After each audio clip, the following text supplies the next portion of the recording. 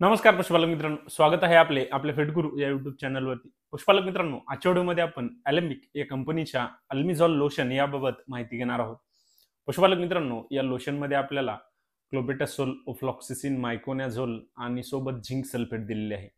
पशुपालक मित्रांनो, अल्मिझॉल लोशनचा वापर आपण आपल्या पशूंना जर कुठल्याही प्रकारचे फंगल इन्फेक्शन झालेले असेल तर त्या ठिकाणी करू शकतो.